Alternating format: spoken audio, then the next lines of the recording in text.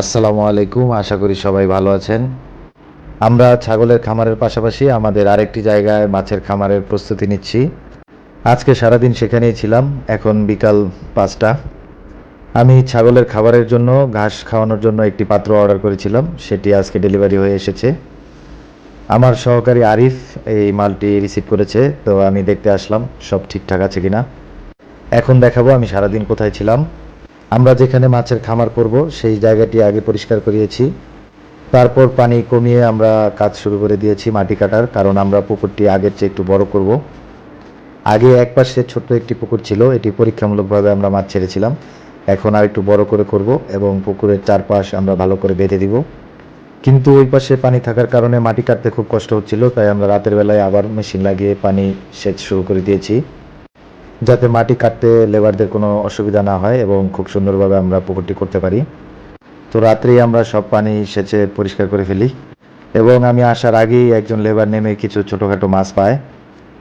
আমারও ধারণা ছিল যে অনেকদিন যেহেতু পরিত্যক্ত ছিল, এখানে কিছু মাছ থাকতে পারে, কিন্তু সবগুলো মাছই ছিল আপনার টাকি, তারপরে রাগা বা যেটাকে চ্যাংটাকি বলে।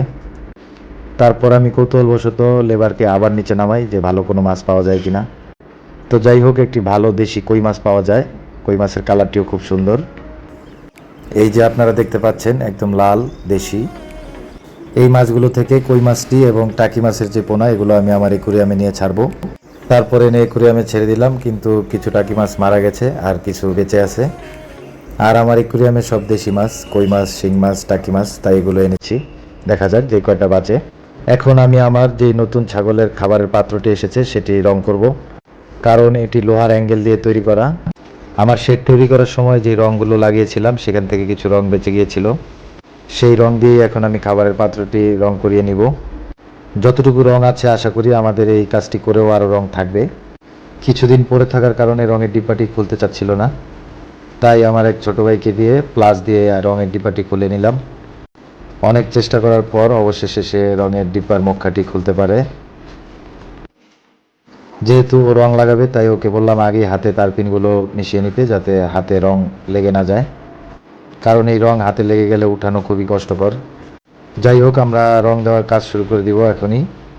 আমরা রং লাগানোর জন্য কোনো ব্রাশ ব্যবহার করব না, আমরা কাপড়ের টুকরো দিয়ে তারপরে রং দিব। রংগুলো ভালো করে নেড়ে চেড়ে মিশিয়ে নিলাম। তারপর রং দেওয়ার কাজ শুরু হয়ে গেল। ছোটো ভাই আস্তে আস্তে রং দেওয়া শুরু করলো। দেখতে থাকুন কিভাবে আমরা পুরো খাবারের পাত্রটাতে রং দিয়েছি।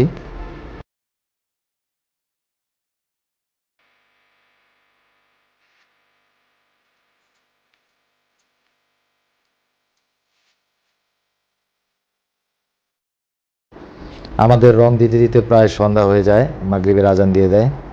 তাই একটু অসুবিধা হলেও আমরা পুরো রং দেওয়ার কাজটা শেষ করে ফেলি, যেন সারা রাতে রংটা শুকিয়ে যায় এবং সকালে আমরা ছাগলকে খাবার দিতে পারি এবং পরীক্ষা করতে পারি যে এটাতে ছাগল ঠিকমতো খেতে পারে কিনা।